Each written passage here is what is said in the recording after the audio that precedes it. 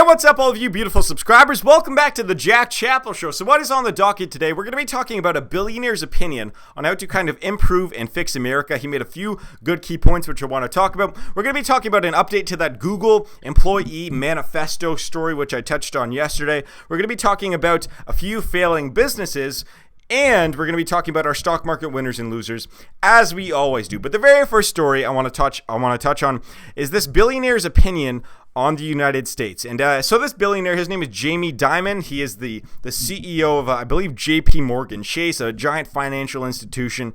So his net worth is somewhere between $1 billion and $1.5 billion. And by the way, one thing I want to touch on quickly, if someone's net worth is $1 billion, that doesn't mean that they have $1 billion sitting in a checking account somewhere or in a savings account. If they have a net worth of $1 billion, odds are it's tied up in equity of a company. So Jamie Dimon, he actually gets paid about $20 million a year in salary, about $20 to $30 million. But meanwhile, the amount of stock he owns in the company that he runs is worth, roughly $1 billion, which is why he has a net worth of $1 billion. So it's not like he can just go to his checking account and he's going to have $1 billion in there. No, it's in the stock that he owns in the company that he runs. So he's a billionaire, but that $1 billion is not liquid. Okay, he can't just go and use a debit card and pay for $1 billion small country. Okay, so anyways, Jamie Dimon, CEO of JPMorgan. So the very first thing he touched on is actually taxes. Okay, so I know a billionaire talking about taxes, we kind of know where this is going, but I want to discuss it with you guys because I want to know what you guys think, and does he have a fair point? Okay, so does he have a point here? So he talked about how taxes in the United States, the corporate taxes are way too high. The business taxes are way too high, because I like using the term business tax because when people think corporate tax, they think of like giant corporations. They think of Coca-Cola, McDonald's, Apple, Google. They think of those giant corporations. Meanwhile, the corporate tax applies to small businesses like me. Okay, they apply to, even though I'm in Canada, we're going to talk about them in a second here. They apply to small businesses. So if you want to start a small business, this applies to you too. It's not just for giant corporations. So the top corporate tax rate in the world, if you can see here on this page here, unless you're listening in podcast form, the top corporate tax rate in the world belongs to Cameroon. Okay, so Cameroon has a corporate tax rate of 38.5%, and they have a population of about 22 million people, by the way. And so who do you think is in second? So Cameroon, and then it's Argentina, Burundi, Gabon, Benin, Zambia, Bangladesh. They're all at 35%. Pakistan, who do you think is also at 35%? It's the United States. And that's just at the federal level. So if you include state taxes, some corporate taxes in the United States, depending on where you live, can be on average 47%. 47%. So depending on what state you live in, you can have a corporate tax rate that is higher than anywhere else in the world by about like 9%, which is that is absolutely ridiculous. Okay, now I understand why people want to raise taxes, okay? Because you got a bunch of corporations that make billions of dollars and the middle class is getting screwed over. I understand that, okay? But by simply raising these taxes so high in the United States to potentially 47% or more, for big businesses, it's beyond 50%, what you're doing is you're giving these giant corporations reason to move that money overseas. And so companies like Apple have $261 billion in overseas accounts on the Cayman Islands because they don't want to be taxed at 55%. That prevents their growth. That prevents, the company valuation from going up, things along those lines. So I understand both sides to this argument here. I understand why people want higher taxes because the government collects more money and can use that for state programs, so it helps out people at the lower end of the spectrum. I get that. But by doing this, you're also, preventing business growth, okay? And here's the example I like to give, actually. So think of small businesses and medium-sized businesses like me, okay? So we make up the majority of a developed country's businesses, okay? So, for me, I think in Canada, like 98% of the economy is small businesses. I don't know what it is in the United States, but in Canada, it's 98%. And so when people want to raise taxes, they think business taxes, they think they're raising it on Coca-Cola and McDonald's and, Apple and Google.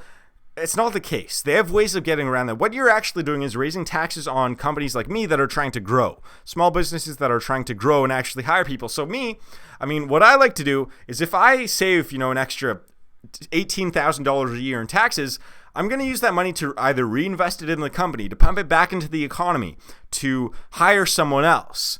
Okay, that's what I'm doing because I'm at that stage. I'm trying to grow as a business. Meanwhile, raising taxes 10%, costing me thousands of dollars, that's preventing me from doing that.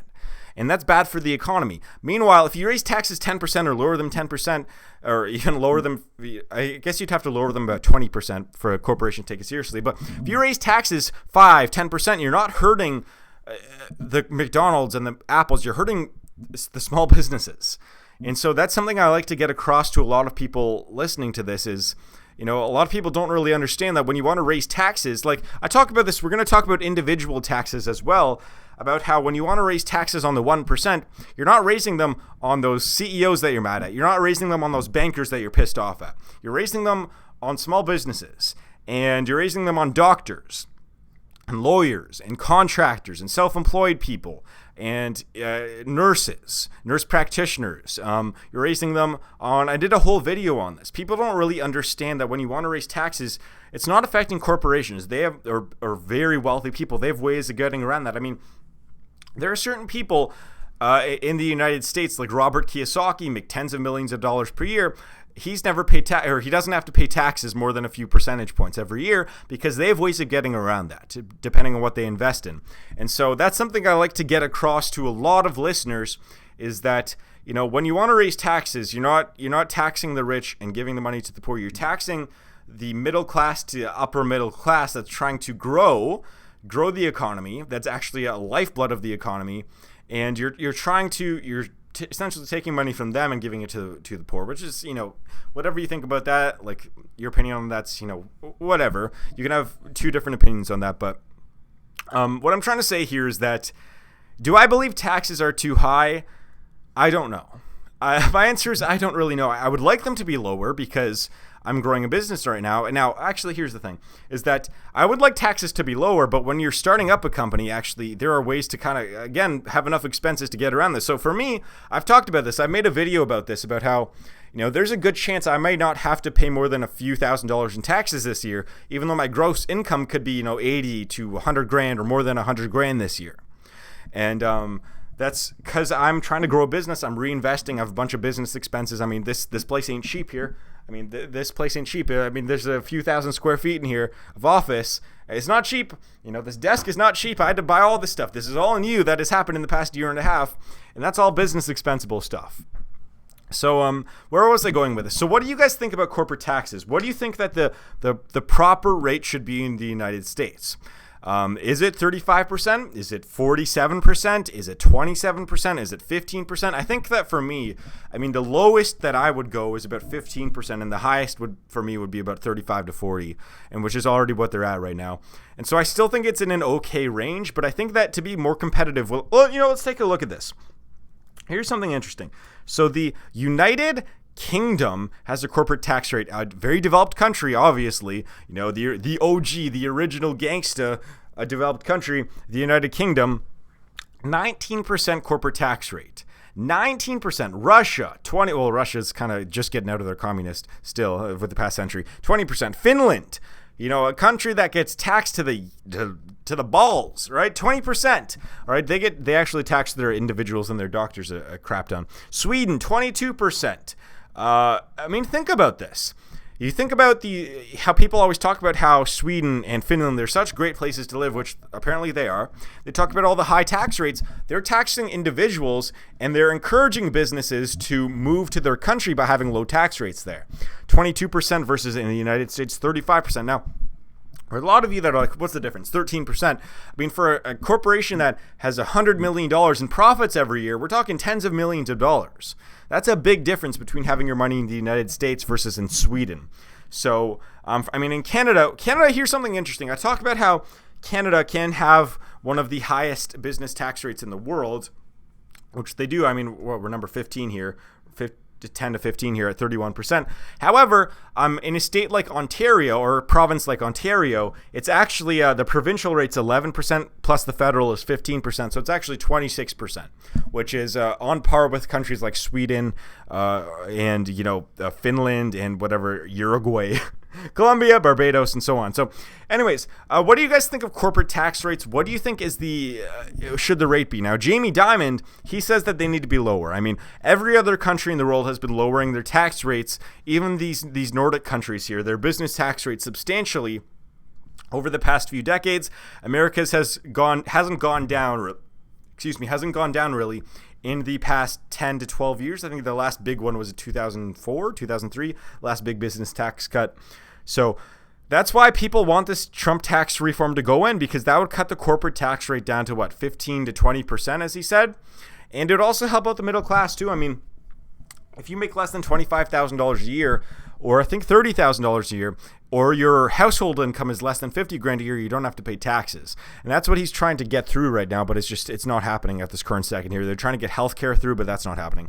So anyways, what do you guys think? Now, I want to just kind of go through this quickly here about countries with the highest minimum tax rates. So the Netherlands has a minimum tax rate of 36%, Sweden 31%. So all of these Nordic countries, these Nordic countries like Sweden, I guess Netherlands isn't really Nordic, but or are they? I don't really know. Denmark, all these countries in Europe here, they have minimum tax rates of over 30%, which is kind of amazing. Even here in Canada, I remember that, many years ago, when I was sick and I only made that year, I was in the hospital most of the year, I only made like $8,000 or something like that, something like that. I had to pay taxes on that.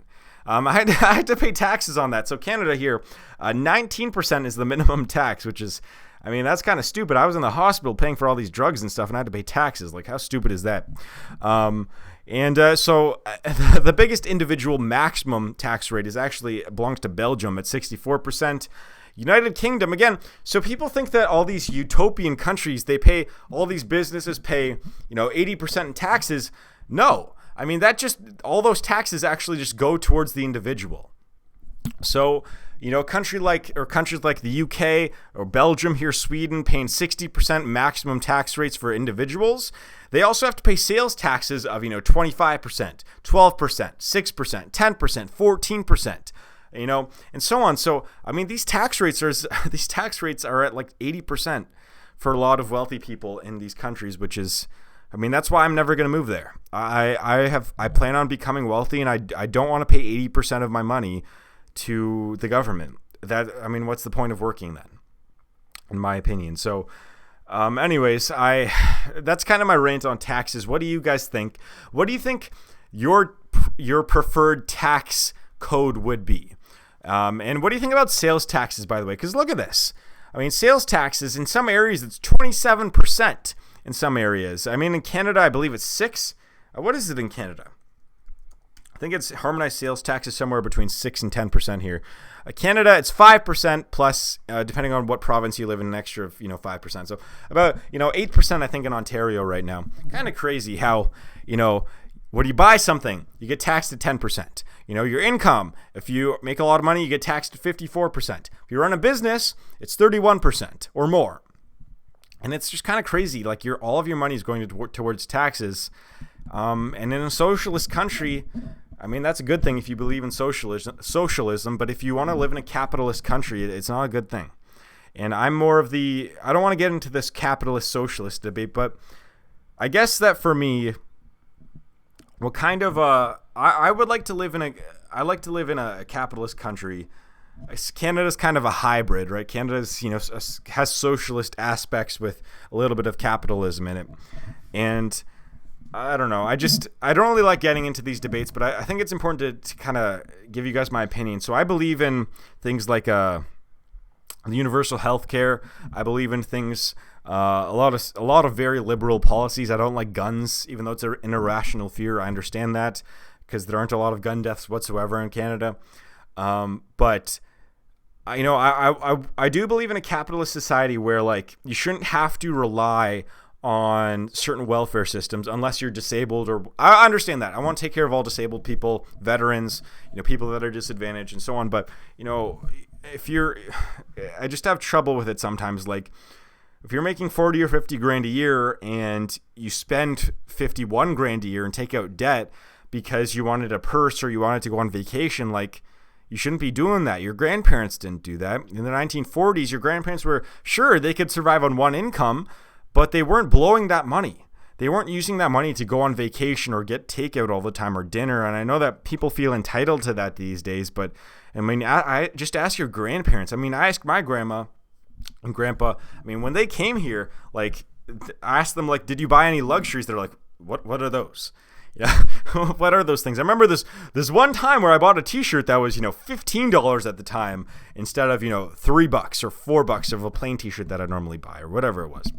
So, I mean, I don't like blaming people. I mean, it's tough to explain. Maybe I shouldn't stay on this topic here because it's a giant topic, and I know I'm just going to piss people off no matter what I say here. But I think that I should wrap this up by just saying people have more control over their lives than you think. And usually it's kind of funny because is this causation or correlation? I don't really know. But usually what happens is wealthy people have that mindset of you have more control over your life than you think. Whether it's causation or correlation or anything like that, I don't really know. But it's important to know, you'll be happier too if you realize you have more control over your life than you think, and just know that you don't have a big foot of a boss or of the man just keeping you down all the time. I mean, just do something about it. If you don't like something about your life, then change it. Do something about it. And, I see people get stuck in ruts all the time. I know this is a completely different thing that I normally talk about on this type of video.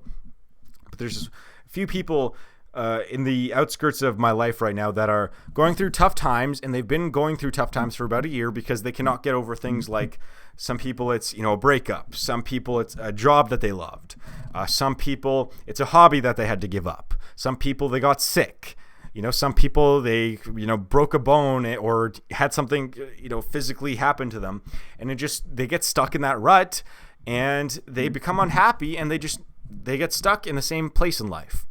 And that's a scary thing because I don't have that in me. You guys know one of the reasons why I'm doing well right now is because whenever something bad happens to me, I use it as motivation. When I got dumped at the worst time in my life, when I was going through double organ failure, I mean, I was more motivated within 6 hours at that time than I have been at any other time in my life. And I use that to build businesses and to start, getting my real estate license and to start building stuff, and to want to, it made me really want to get off my ass and get better and get healthy and improve my financial situation. It was just using bad things as a motivator and proving people wrong. I mean, proving people wrong, actually. So one thing, and then we'll move on to the rest of this business use here, was that, so I think I talked about this a little bit yesterday about how I was talking about my dreams of wanting to become a billionaire, building a giant company, whether it's a real estate investment company, a tech company, whatever it may be, building up a giant company, becoming a billionaire. And that's one of my dreams. And people started laughing at me. Like, actually, they started laughing at me, and they're like, yeah, okay, that's impossible. Is it impossible? Is it impossible? I guess we'll see. Now I'm like more motivated now than ever. I love it when people talk shit about me, about my dreams and stuff. And like, no, you can't do that. Well, we'll see. We'll see what happens here. So anyways, we're going to move on here. I want to give you guys an update on this Google employee story, which has been, again, I've been noticing recently too about how whenever I talk about something on one of these videos, like, I always break it. I mean, I get on these stories about 24 hours earlier than most other mainstream news sources. And so that's something that, I've been getting a few tweets about recently too, about how I've actually been breaking some stories, like, accidentally, by me just paying attention to what's going on around me. And so anyways, this was another one how, this got into the mainstream last night. Well, I started making this video in the afternoon. Anyways, so I was only a few hours ahead. But anyways, that Google employee, for those of you that don't know, he sent out this memo. It was 3,000 words about how Google is super liberal and super leftist, and that he's not allowed to share his opinion because he's slightly conservative. He also says things like, look, the tech sector is dominated by men because of biological differences. I don't think that was the proper way he should have worded it. He should have said like what I said in yesterday's video. Like, look, Google's a tech company. They need people in tech. They need to hire tech employees. And guess what? 81% of people with a computer science degree are male. So there's an 81% chance that, the person applying to that company, the Google Silicon Valley companies, Google and Microsoft and Apple, there's an 81% chance that, the people applying for those tech jobs are going to be guys, because that's who's interested in the tech sector and getting those degrees. So that was my opinion on that. He said it was biological differences, which is, half true. He kind of worded it poorly here, but I understood what he was saying. Is he sexist? No. He was quoting some studies too, but he got fired. He got fired for saying all of this stuff, and it's kind of my opinion on this is like, look, I don't think he's getting fired for his views. He's getting fired for making a memo about his views and sending it out to all of the employees and causing the culture to kind of go on a witch hunt on him. That's why he's getting fired. It's not because of his views. It's because he expressed them in a way which violated the Google code of conduct. And guess what? Even though I may agree with a lot of what he said actually in the memo, even though it was poorly worded, I probably would have done the same thing. I don't want any employee of my company, kind of disrupting whatever culture I have. Now, do I agree with Google's culture? I agree with the fun part of it, but I agree with the super leftist and, you have to hire 50% men and women, exactly, 20% of each major race in the United States? No, I don't agree with that. You should hire the best person available for the job. If that person's a white male, so be it. If that person's a black woman, so be it. If that person's an Asian, transgender, whatever, then so be it. Hire that person, okay? Just hire the best person available for the job, and that's who you should be hiring. Who cares about what genitals they have or what skin color they have? Like, who gives a crap?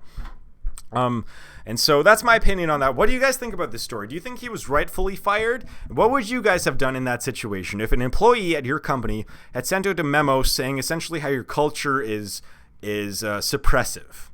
Whether it is or not, who knows? I don't know enough about Google, but I understand why they fired him. I don't think it's because of his views. I think it's because he voiced his views in a way that shouldn't have been voiced, I guess. He should have, if he wanted to talk about that with some friends or some colleagues and voice it to HR, sure, he would have probably kept his job. But because he made a memo, sent it out to everyone, that's why he lost his job. So that's my opinion on that. We're gonna move on here to. You know what? This is just a quick thing here. I don't want to make this video too long. So I want to talk about, there's these 7 businesses here that are going bankrupt or struggling to survive. And one of which I didn't know was still around was actually, why is my computer lagging? I don't really know here. One of which is struggling to survive is Blockbuster. And I thought that they were done. Now, they declared 2 bankruptcies in the past decade.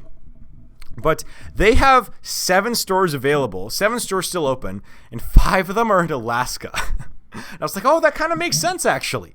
Blockbusters are still open in Alaska because guess what? They have terrible internet there, and it's really expensive, and it's very isolated there.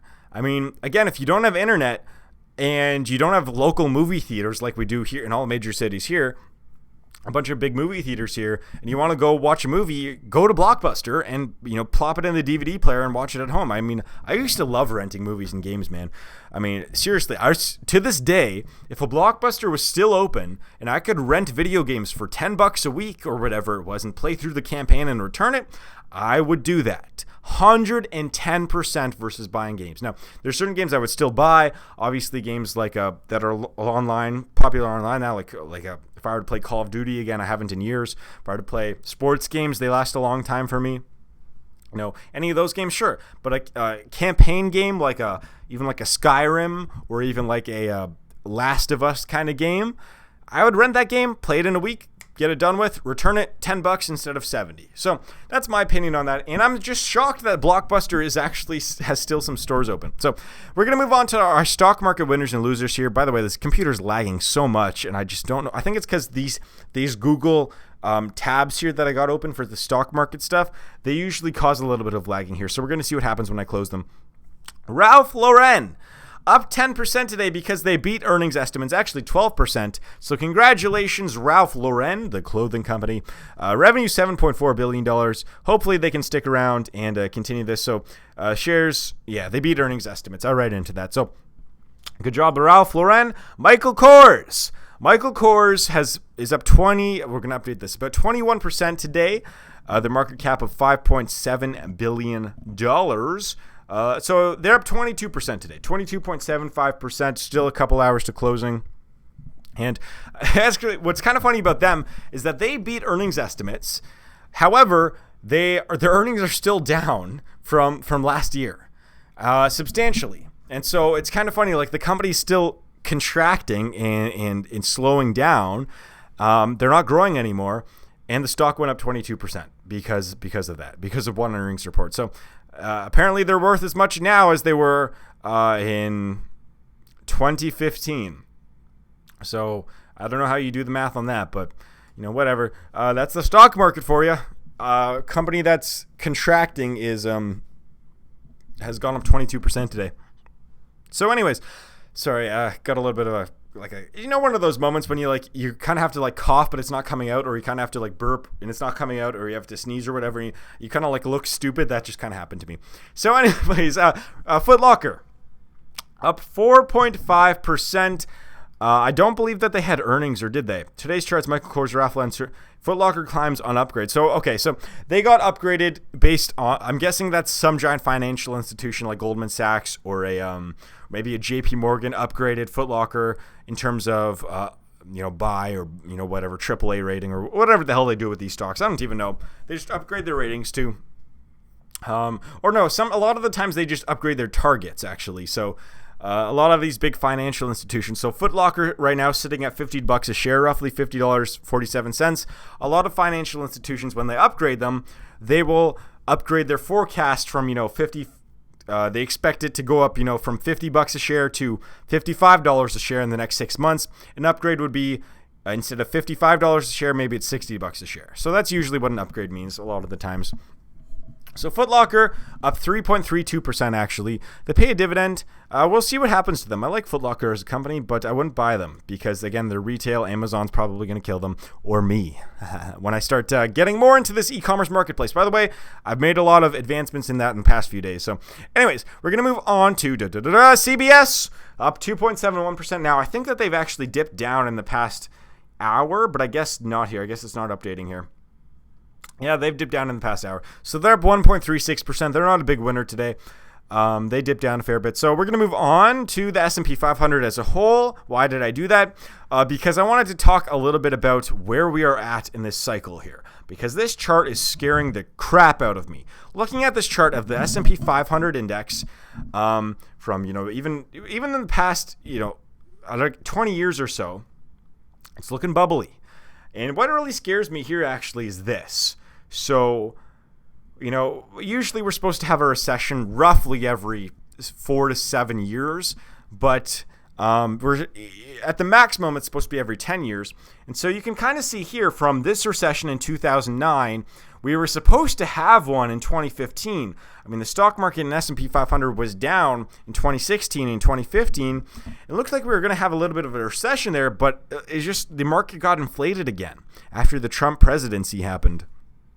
And even before then, I guess. But I don't know, this chart makes me nervous. Makes me really nervous that we could be heading towards a very big downfall here. Because it looks like the market wanted to fail in 2016, and it's just taken off even more. So anyways, S&P 500 at an all-time high, 2,482 points. All-time high, congratulations. Stock market losers. I want to talk about Albemarle. Or Albemarle. They are a chemical company with headquarters in Charlotte, North Carolina. They are a big loser today, down about 7.33%. I'm guessing they had bad earnings estimates. So they're down, big loser today. Gartner, they are an American research and advisory firm providing information technology related insight for IT and other business leaders located across the entire world. They are down 4% today, so that sucks if you bought them. Tyson Foods, down 2.71%. Now, I think that they have done a little bit more than that, actually. We're going to see here. Maybe they've rebounded a little bit here. 2.23%, so they're not a big loser today. But Tyson Foods down 2.2%. And I think that's it. That's going to wrap this video up. This one is a little bit long here. My apologies for that. So anyways, I'd like to thank you very much for watching. If you're interested, check out my stock market program in the link down below. You can see my portfolio. Even though I'm not going to be buying anything for the next month or so because I'm trying to save up so I can buy inventory for my site. I'll probably be making my next trade in the next, I think maybe after the next 30 days. Not in the next 30 days, but maybe days 30 through 45, I'll be making my next trade here. But if you want to see my portfolio, check that out. If you want to know how to set up your stock market account, check that out. And you also get a bunch of other stuff too, like 16 hours of content. So anyways, I'd like to thank you very much for watching. You're all very beautiful people, and I'll see you guys in the next video.